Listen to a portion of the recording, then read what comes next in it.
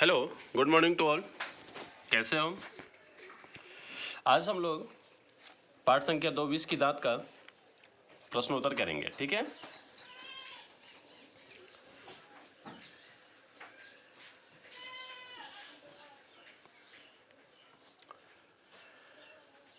प्रश्न संख्या 1 है,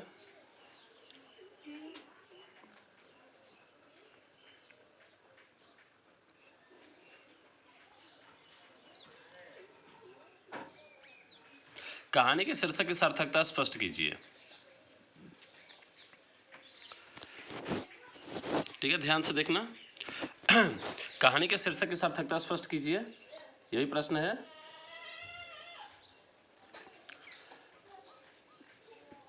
कहानी के शीर्षक की सार्थकता स्पष्ट कीजिए। ठीक, 20 की दांत का शीर्षक सार्थक है क्योंकि इस कहानी का उद्देश्य मध्यवर्गीय अंतर्विरोधों को उजागर करना है।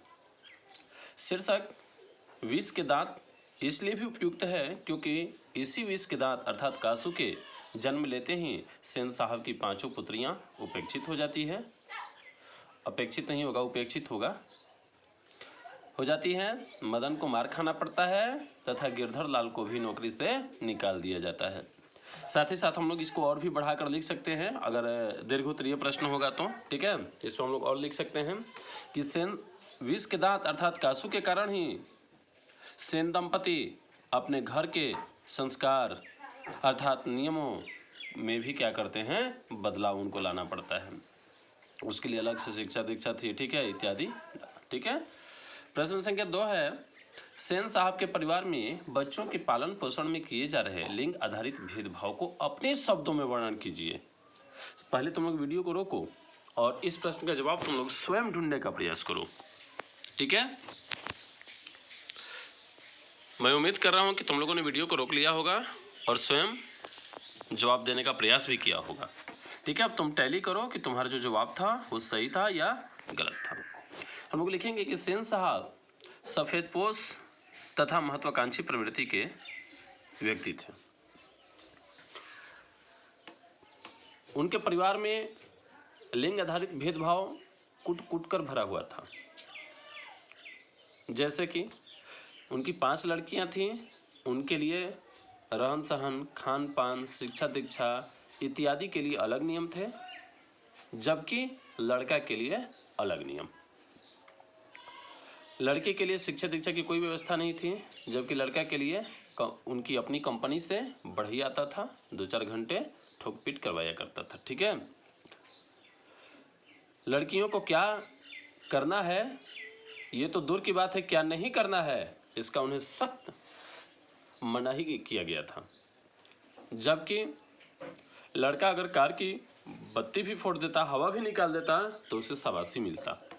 ठीक है, तो लिखना, सेन साहब के परिवार में लड़कियों तथा लड़कों के पालन पोषण के अलग अलग नियम थे। दूसरी तरह की लड़कों के लिए, लड़की के लिए दूसरी तरह की शिक्षा थी, पुत्र के लिए अलग, लड़कियों के लिए अलग ढंग की तालीम सिखाई गई थी।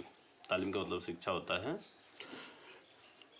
उनके खेलने कूदने तथा बोलने पर भी क्या थी, पाबंदी थी। किनके लिए? लड़कियों के लिए। वे बिना आदेश के घर से बाहर नहीं निकल सकती थी।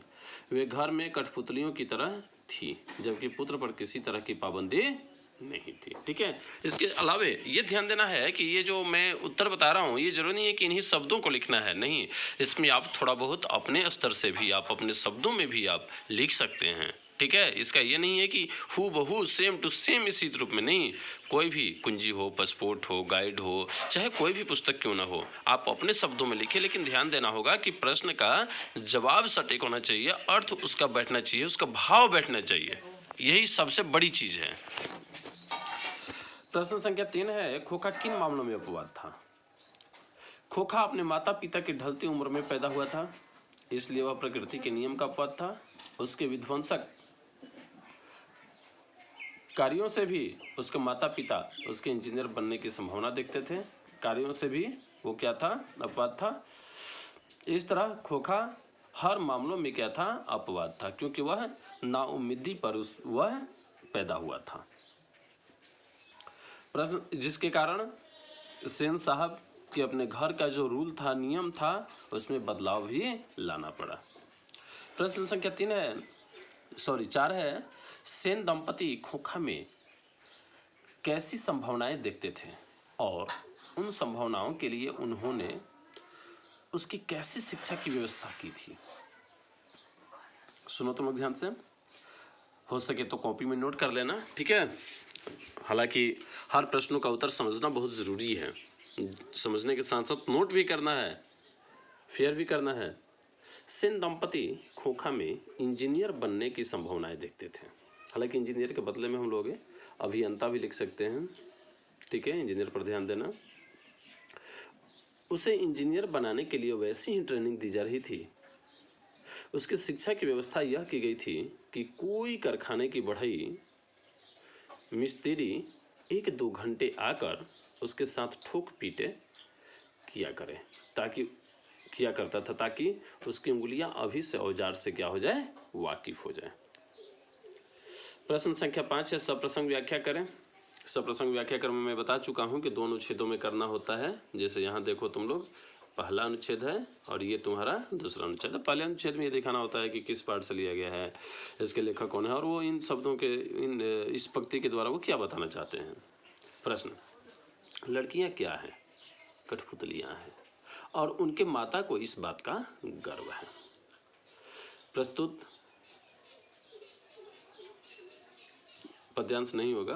प्रस्तुत पंक्ति महान साहित्यकार नलिन विलोचन शर्मा द्वारा लिखित कहानी विष के दांत से उद्धत है। ये ध्यान देना, ये पद्यांश नहीं होगा, ये किसी स्टूडेंट का फेयर का कॉपी है, ठीक है। ये गद्यांश होगा या फिर पंक्ति उद्धत है। इसमें लेखक ने सेन साहब की पुत्रियों की विशेषताओं और विवशताओं, सब पूरा होगा तालव्य सा, ठीक है, विवशताओं पर प्रकाश डाला है। सेन दंपति की 5 लड़कियां हैं, सीमा, रजनी, आलो, शेफाली और आरती। इसको पुस्तक से भी मिला लेना, इनका क्रम भी ध्यान रखना होगा, सबसे बड़ी लड़की उससे छोटी, इस तरीके से क्रम, ठीक है, अवरोही क्रम में। सभी लड़कियां सभ्य तथा शिष्ट हैं। लेखक के कहने का भाव यह है कि लड़कियां इतनी शालीन हैं, शब्द पर ध्यान देना, शुद्ध यहाँ पर, कि सेन दंपति गौरवान्वित हैं, ठीक है। इसमें और भी हम लोग बढ़ा सकते हैं कि उनके रिश्तेदारों के यहाँ जब कोई लड़का या लड़की बदमाशी शरारत करते हैं तो उनके अभिभावक कहते हैं कि एक तुम लोग हो और देखो एक सेन साहब की लड़कियां हैं, ठीक है, उनसे जाकर सीखो। खोखा के दुर्ललित स्वभाव के अनुसार ही सेन साहब ने सिद्धांतों को भी क्या किया, बदल दिया था। प्रश्न, प्रस्तुत संदर्भ है महान आलोचक एवं साहित्यकार नलिन विलोचन शर्मा द्वारा रचित विष के दांत नामक शीर्षक से ली गई है। इसमें लेखक ने सेन दंपति की लिंग भेदभाव संबंधी पूर्ण नीति पर ध्यान देना, ठीक है, पर प्रकाश डाला है।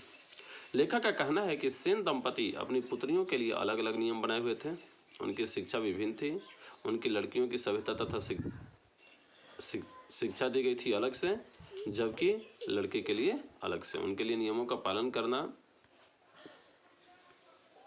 आवश्यक था। सेन दंपति अपने को अनुशासन प्रिय मानते थे, किंतु बुढ़ापे के अंतिम पड़ाव में जो पुत्र ने जन्म लिया तो उनका सिद्धांत बदल गया, क्योंकि वह बेटा था। लेखक ने सेन दंपति की दूषित मानसिकता के माध्यम से यह स्पष्ट करना चाहा है कि दोषपूर्ण समाज एक परंपरा है तथा पूरी पुरुष प्रधान सामाजिक व्यवस्था के कारण पुत्र को विशेष महत्व दिया जाता है, चाहे वह कुपुत्र ही क्यों न हो। प्रश्न संख्या अगला है का तीसरा, ऐसा ही लड़के आगे चलकर गुंडे, चोर और डाकू बनते। ये ध्यान है ना, ये उस समय की बात है जब मदन और ड्राइवर के बीच जो झगड़ा हुआ था उस पर सेन साहब ने कहा है, ठीक है। प्रस्तुत पंक्ति नलिन विलोचन शर्मा द्वारा रचित इस पाठ से लिया गया है, ठीक है, लिखना। इस पंक्ति के माध्यम से लेखक ने मदन के प्रति सेन दंपति की दुर्भावनाओं का वर्णन किया है। दुर्भावनाओं का अर्थ है, शब्द शुद्धि पर ध्यान देना।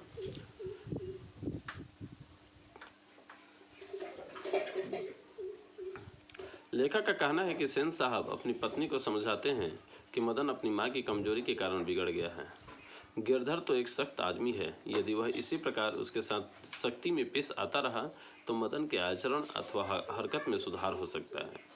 सेन साहब जैसे परिवार के बच्चे यदि गलती भी करते हैं तो उस पर कोई भी ध्यान नहीं देते हैं, क्योंकि वे धनवान बाप के बेटे हैं।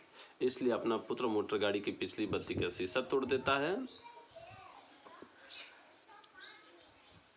लेखक के कहने का तात्पर्य है कि बड़े लोग हृदयहीन होते हैं, उनकी मानवता मर चुकी होती है, वह यह भूल जाते हैं कि हर बच्चा एक समान भी गलत है होता है। उम्र का प्रभाव सब पर क्या है, समान पड़ता है। अगला प्रश्न है कि सप्रसंग व्याख्या करें। हंस कौवों की जमात में शामिल होने के लिए लग गया। ये उस समय की बात है जब सेन साहब के बंगले के बगल वाली गली में लड़के खेल रहे थे। जैसे ही सेन साहब का लड़का अर्थात कासू अर्थात खोखा जब उनका शोरगुल सुना तो वह भी उस खेल में शामिल होने के लिए लग गया था। जो कि बच्चे खेल प्रिय होते हैं, उनमें जात पात, धर्म, ऊंच नीच जैसी भेद भावना नहीं रहती।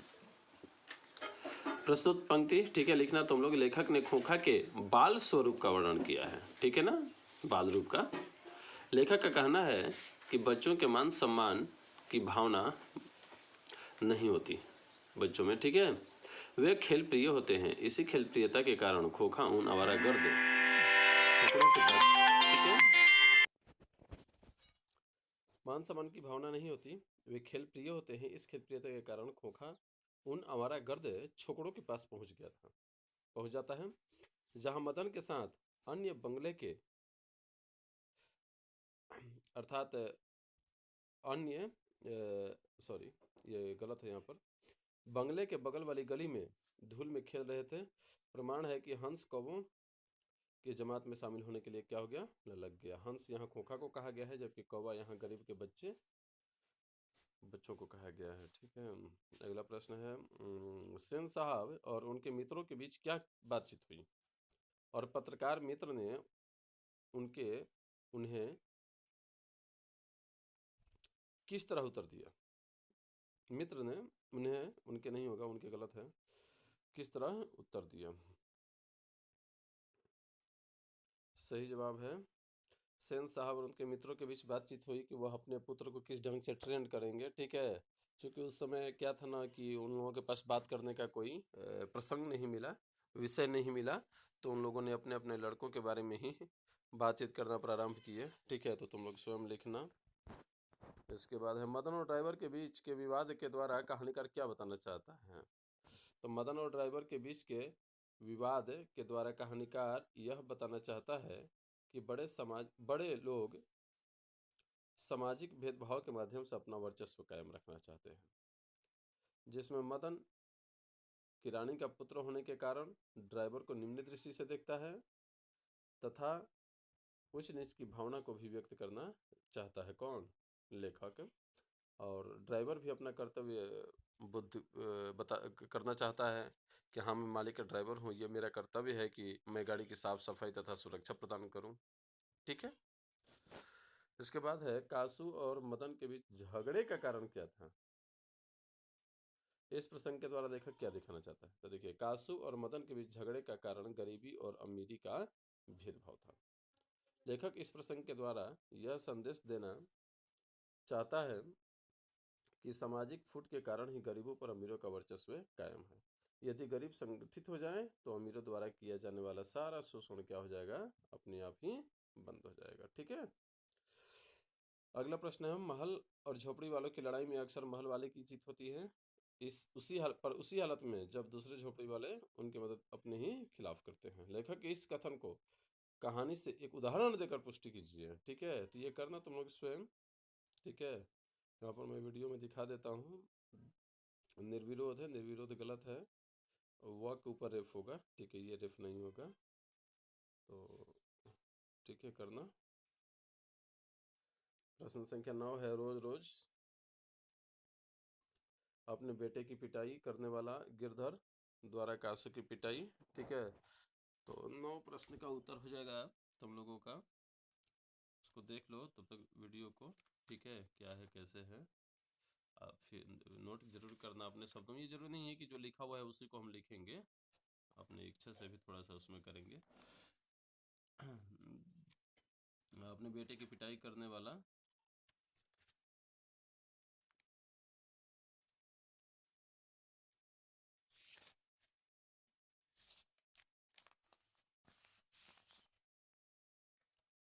कासु पिटाई, ठीक है। तो ये पंक्तियां नलिन लोचन शर्मा द्वारा रचित 20 के दांत से ली गई है। इसमें लेखक ने मदन के पिता गिरधर के हार्दिक उद्गार का वर्णन किया है, हार्दिक उद्गार का, ठीक है। तो तुम लोग लिखना है कि गिरधर है जो कि सेन साहब की फैक्ट्री में एक किरानी है, जिसका लड़का मदन शरारती है किंतु क्या है, स्वाभिमानी है। सेन साहब का लड़का कासू जो अपने बंगले के बगल वाली गली में लट्टू नचा रहे और अगर लड़कों के शामिल हो जाना चाहता था, फिर झगड़ा लड़ाई हुआ, ये सब दर्शाना, ठीक है। और उस झगड़े में मदन ने कासू के दो दो दांते तोड़ डालता है। कासू रोता बिलखता हुआ कहाँ चला जाता है, अपने घर। फिर मदन भी डर से क्या जाता है, इधर उधर घूमता फिरता रहता है लुक छिप कर। लेकिन जैसे ही रात होता है वो घर जाता है। घर जाता है, उसे तो डर बना हुआ है कि आज तो मुझे और रोज से ज़्यादा मार पड़ेगा। लेकिन आज तो ठीक क्या हो गया था, उल्टा हो गया था। क्यों उल्टा हो गया था, क्योंकि गिरधर का नौकरी क्या हो गया था, खत्म हो गया था। आज वह क्या था, स्वतंत्र था। सेन साहब अर्थात अपने मालिक अन्नदाता से वह आज स्वतंत्र था। किसी तरह का कोई डर नहीं था। वह अब अपने बच्चे से, अपने परिवार से प्यार कर सकता था। उसे प्यार करने की खुली आज़ादी थी। इस स्वतंत्रता की घड़ी में उसका हृदय वात्सल्य के लबालब हो जाता है और पुत्र को प्यार से उठाते हुए वो कहता है, शाबाश बेटा, एक तेरा बाप है और तूने तो बे खोखा के दो दो दांत ही तोड़ डाले। और हंस पड़ता है, उसे गोद उठाकर चूमता है, ठीक है। अगला प्रश्न है,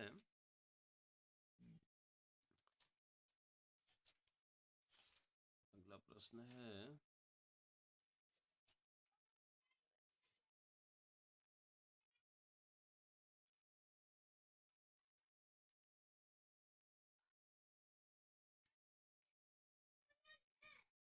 10। रोज रोज अपने ये हो गया। सेन साहब, मदन, कासू और गिरधर का चरित्र चित्रण करें। बहुत ही आसान प्रश्न है, ठीक है। चित्र चित्रण तुम लोग करना। चरित्र चित्रण में मैं पहले भी बता चुका हूँ 9th क्लास में भी, उसी के आधार पर करना, ठीक है। सेन साहब सफ़ेद पोष थे, महत्वाकांक्षी थे, ठीक है। उनके अंदर लिंग भेद जैसा कुसंस्कार छिपा हुआ था। करना तुम लोग स्वयं। आपकी दृष्टि में कहानी का नायक कौन है, यहाँ पर दो विचारधाराएं उत्पन्न हो जाती है। कुछ लोग कहते हैं मदन, कुछ लोग कहते हैं कासू। लेकिन ध्यान दीजिएगा, कासू के कारण ही ये, कासू चूंकि कहानी के शुरू से लेकर, प्रारंभ से लेकर अंत तक रहता है, इसलिए यहाँ पर निर्विवाद रूप से कासू ही होगा। क्योंकि उसी के कारण पांचों लड़कियां उपेक्षित हो जाती है, उसी के कारण बढ़ई आता है, उसी के कारण जो रिश्तेदार आए थे उनके यहाँ, सेन साहब के यहाँ, उनकी गाड़ी का हवा निकलता है, वही निकलता है। उसी के कारण मदन को मार खाना पड़ता है उसके पिताजी से। उसी के कारण गिरधर की नौकरी भी जाती है। उसी के कारण सेन साहब के अंदर जो लिंग भेदभावपूर्ण नीति जो छिपाए हुए थे, कुसंस्कार जो भरा हुआ था, वो उजागर भी होता। आराम से ही कहानीकार का स्वर, प्रश्न संख्या 13, व्यंग्यपूर्ण है। कुछ ऐसे प्रमाण भी प्रस्तुत करें। तो ये भी आसान है। व्यंग्यपूर्ण का मतलब हुआ हास्यास्पद, ठीक है। तो ये कहानी के शुरू में ही ध्यान देना कि कोयले घोंसले में से कब उड़ जाए काले रंग की गाड़ी, वो लिखना। फिर इसके दांत कहानी के सारांश लिखे। सारांश भी 2 अनुच्छेद में करके लिखना। पहला अनुच्छेद होगा कि इसके लेखक कौन है और वो क्या बताना चाहते हैं। फिर उसके बाद सारांश के रूप में प्रकट करना, जो मैं 9th क्लास में सारांश लिखने का तौर तरीका बता चुका हूँ, ठीक है। अब चले हम लोग भाषा की बात। भाषा की बात में है, कहानी से मुहावरे चुनकर उनके स्वतंत्र वाक्य प्रयोग करें। स्वतंत्र वाक्य प्रयोग करना है। क्या करना है, स्वतंत्र वाक्य प्रयोग करना है। तो तुम लोग करना। जैसे 20 के दांत है, तो 20 के दांत का होगा अर्थ है दुष्ट की दुष्टता, नोट कर दो।